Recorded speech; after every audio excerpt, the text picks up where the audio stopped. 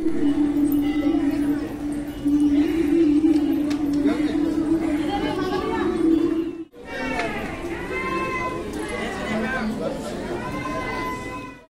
Everyone, welcome to another blog. আজকের ব্লগটা যে মন্দির ব্লগ হতে চলেছে সেটা আপনারা প্রথম দেখেই বুঝে গেছেন, কারণ এটা শ্রাবণ মাস। আর গন্তব্যে বেরোনোর জন্য স্টেশনে এসেই দেখতে পাচ্ছি ভোলে বাবার ভক্তর ভিড়।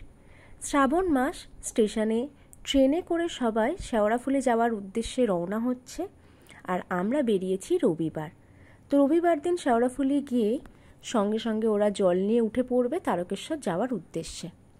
আর এখানে এই যে আমরা দুজনে ক্যাচর ম্যাচর লাগিয়ে দিয়েছি, কারণ একটা ছুটির দিন, সেটাও আমরা দুজনে বেরিয়ে পড়েছি। আর এই যে সঙ্গে নিয়ে নিয়েছি মাকে, যে কিন্তু ঘুরতে যাচ্ছে না। প্রত্যেকটা মন্দিরে যাওয়ার জন্য মাকে যদি বলা হয় ভোগ খাওয়ানো হবে, তাহলে মা সঙ্গে সঙ্গে হাজির। আর আজকেও মাকে সেই বলেই নিয়ে যাচ্ছি। ট্রেনে আমরা দুজন হয়ে গেছি, কারণ আমার কর্তাটি চলে গেছে বন্ধুর সাথে গল্প করতে। বন্ধু পেলে কি আর ছেড়ে থাকা যায়? বউকে তো পেয়েই যাবে। ফাইনালি আমরা বর্ধমান স্টেশনে, আর স্টেশনে এসে টোটো স্ট্যান্ডে এলেই টোটোরা অলরেডি হাঁকছে মন্দির মন্দির মন্দির মন্দির বলে। শ্রাবণ মাস, সবাই যে মন্দির যাবে 108 শিব মন্দির, এটা বলাই বাহুল্য। 20 টাকা ভাড়াতে আমরা চলে এলাম টোটো করে মন্দিরে। আর মন্দিরে এসেই এই যে আমরা প্রবেশ করছি, এটা কিন্তু পিছন গেট দিয়ে আমরা প্রবেশ করছি, কারণ টোটো আমাদের পিছন গেটে নামিয়েছে। পাশেই একটা সুন্দর পুকুর আছে। যেহেতু এই 2 মাস ধরে প্রচণ্ড পরিমাণে বৃষ্টি, তাই চতুর্দিকে পুকুর সব জলে ভরা। এই হচ্ছে মন্দিরের ফ্রন্ট গেট। পূর্ব বর্ধমান জেলার নবাবহাটে অবস্থিত 108 শিব মন্দিরটি, এটা হচ্ছে মেন গেট। আমরা প্রবেশ করব এবার মন্দিরের ভিতরে। তার আগে মন্দিরের চারপাশ একটু ঘুরে দেখা যাক। এখানে আছে বিশ্রামাগার, ভোজন কক্ষ ও আরও অনেক কিছু। মন্দিরে ঢোকার আগে আমাদের কুপন কেটে নিতে হবে, আর তার আগে জুতোর ব্যবস্থা তো করতেই হবে। এইখানে মন্দিরে মহারাজার তৈরি যে স্মারকটা রয়েছে, আর এখানে আছে হরগৌরীর মূর্তি। এই মূর্তিটার কাছ থেকে আগে আমরা ঘুরে আসি। দেওয়া আছে পার্কিং ফি চার্ট, যেটাকে দেখে আপনারা জানতে পারবেন কোথায় কত টাকা লাগবে পার্কিং করতে। মন্দিরের বাইরে হরগৌরীর মূর্তিটি অসাধারণ লাগছে, যেহেতু চতুর্দিকে আরও পদ্ম পাতা রয়েছে, যদিও ফুল এখনও ফোটেনি। এরপর আমরা এসে কুপন কেটে নেব। 5 টাকা মূল্য মন্দিরের ভিতরে প্রবেশ করার জন্য। আর এখানে আছে মন্দির ক্যাফে, ভেজিটেরিয়ান ক্যান্টিন, জুতো রাখার জায়গা আছে, আর আছে বাথরুম। মন্দিরে এত পরিমাণ ভিড়, তাই সব কিছু আলাদা করে দেখানো সম্ভব না। আর এবার আমরা চলে এসেছি মন্দিরের ভিতরে। সাধারণ সময়ে এত ভিড় কিন্তু থাকে না। এটা শ্রাবণ মাস, বাবার মাস, আর তার উপর আছে রবিবার। আর এই রবিবার এখানে ভিড় হওয়ার আরেকটা কারণ হলো, মন্দির থেকে আরেকটু দূরে নবাবহাট বাসস্ট্যান্ডের কাছেই শ্রাবণ মাসের প্রত্যেক রবিবার ভোগের ব্যবস্থা করা হয়, বা বলা যেতে পারে স্বল্প মূল্যে আহারের ব্যবস্থা করা হয়। তার জন্য যে ভক্তবৃন্দরা রবিবার পুজো দিতে আসেন, তারা সেখানেই খাবার দাবার গ্রহণ করে বাড়ি ফেরেন। তো রবিবারের ভিড়টা একটু বেশিই আছে। প্রত্যেকটা মন্দিরের আলাদা আলাদা নাম আছে। বাবা মহাদেবের 108 নাম এখানে 108টা মন্দিরে আছে।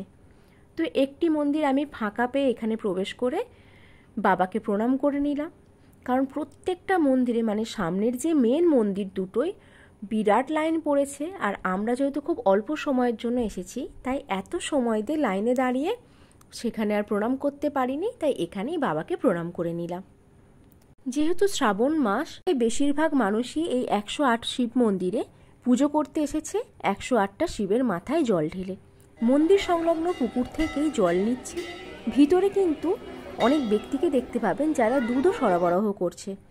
দুধ, বেলপাতা, সিদ্ধি, গঙ্গা জল এবং এই পুকুরের জল সব মিশিয়ে প্রত্যেকটা শিবের মাথায় জল ঢেলে ভক্তবৃন্দরা তারা তাদের মনের ইচ্ছা পূরণ করছে।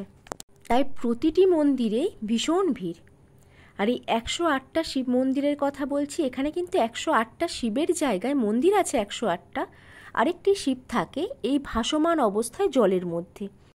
জানি না কেন জলের মধ্যে ভাসমান শিবকে আমি দেখতে পাচ্ছি না। এর আগে আমরা যতবার এসেছি এই জলের মধ্যে ভাসমান এক মহাদেবকে দেখতে পেয়েছি। আর জলে প্রচুর মাছ আছে, প্রচুর মাছ, এই যে সমস্ত বুদবুদ কাটছে। তো মন্দিরটা আমরা এবার টোটালি ঘুরে দেখি। মন্দিরটি প্রতিষ্ঠা করেছেন বর্ধমানের অধিপতি মহারাজ তিলকচন্দ্র বাহাদুরের মহিষী মহারানী বিষ্ণুকুমারী। মন্দিরটি প্রতিষ্ঠিত হয় বাংলার 1195 সনে বা ইংরাজি 1788 খ্রিস্টাব্দে।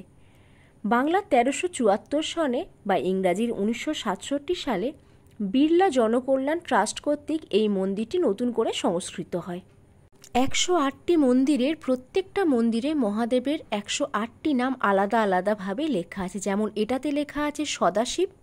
তো ভক্তের ভিড়েও ভিডিও বানাচ্ছিলাম। এই ভিডিও করার সময় যখন একটু সেলফি নিচ্ছি, এক আঙ্কেল হঠাৎ করে বললেন, শুধু এই ভিডিও করলে হবে, আমাদেরও একটু ভিডিওই নাও। তারও একটু ভিডিও নেওয়া হলো। আঙ্কেল পুজো দিচ্ছিলেন। অ্যাকচুয়ালি আমি বেশি লোকজনের সমাগমে ভিডিও করা পছন্দ করি না, কারণ সবাই ক্যামেরা ফোকাস নাও হতে পারে বা ক্যামেরার সামনে সবাই আসতে প্রস্তুত নাও থাকতে পারে। চেষ্টা করি ক্যামেরার সামনে বেশি মানুষ না আসার। পূর্ব বর্ধমান জেলায় দুটি 108 মন্দির আছে।